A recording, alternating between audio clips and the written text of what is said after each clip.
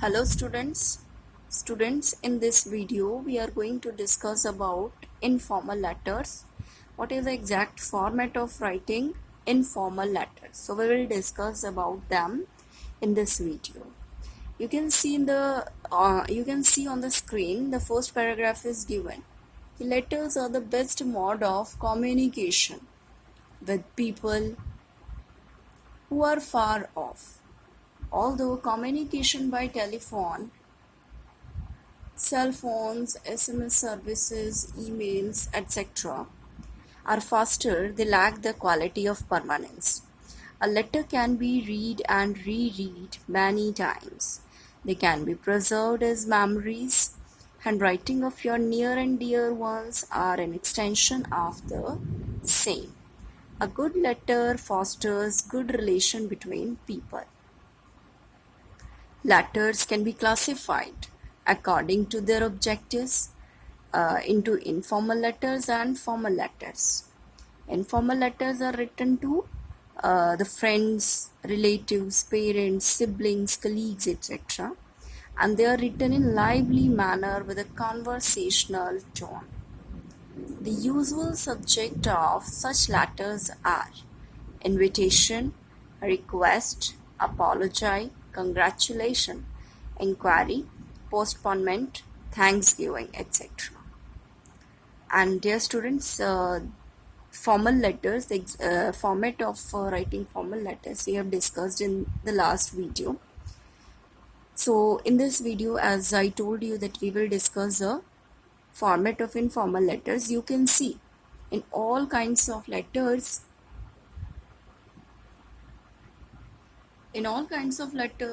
there are generally 6 main points that can be subgrouped under 3 main headings: head, body, and tail. You see in the first point, there are 2 points given in the head section: writer's address and date, greeting or salutation.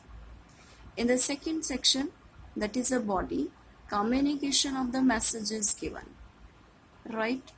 And in the third section, you see subscription, signature or subscription on the envelope, that is the tail part. Now you can see informal or personal letters.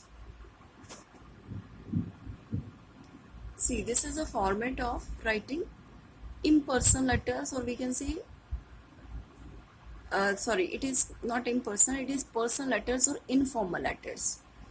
The format is given there. You see the top left hand corner, we have written the sender address, date, and salutation is given. After that, in this part, body section is given, and at the end, tail section, that is subscription or signature, is given. Now you can see parts of an informal letters.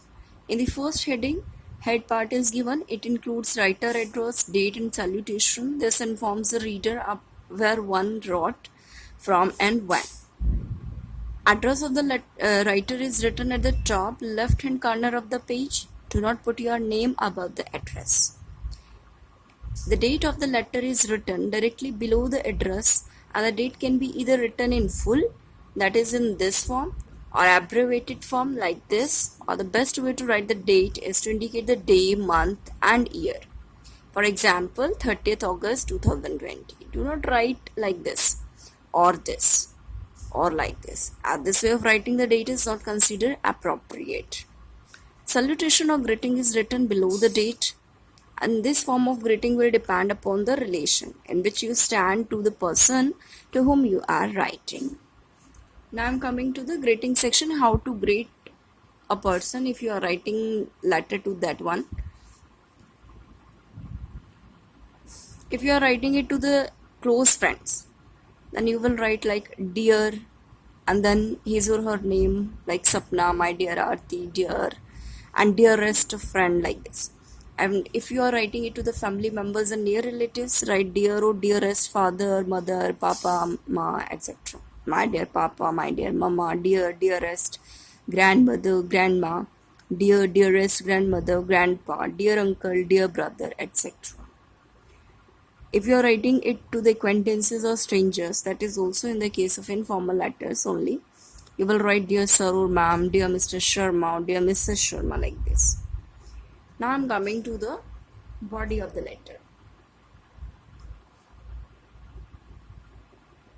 Body contains the subject matter of the letter, and the body of the letter, like any other composition, must be broken up into paragraph. The body of the letter consists of three parts, that is opening sentence and the main message and concluding sentences. Opening sentences should have reference to the subject of the matter. Here are some useful suggestions for opening a letter. For example, I'm very sorry to hear, or thank you for your letter. I'm very sorry to tell you. You will be delighted to hear. Or you can see, it was good to hear from you. It's great to congratulate you on, or my heartiest congratulations, etc. Now see, the main subject of the letter forms the bulk of the letter, and it may or may not be broken up into the paragraph. Now see, you should conclude your letters politely and not abruptly, and the concluding sentence should have some connection with the topic of the letter. Here are some useful suggestions for concluding the sentences. For example, give my regards to your parents. I'm missing you. I'm looking forward to your visit. Please remember me to your sister. Uh, Hope to see you soon. Looking forward to take care of your health, etc. Now I'm moving to the tail part. It includes subscription and signature. Subscription means a courteous and polite leave taking.